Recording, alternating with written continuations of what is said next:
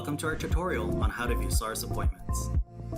After logging into SARS, your appointments can be viewed under the code column seen here on the screen.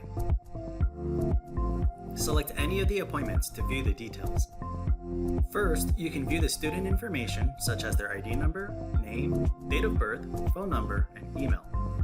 Next, you can view their appointment information. Start by confirming the counselor, day, date, time, and duration of the meeting. Then specify the type of meeting by selecting one or more options under the reason code.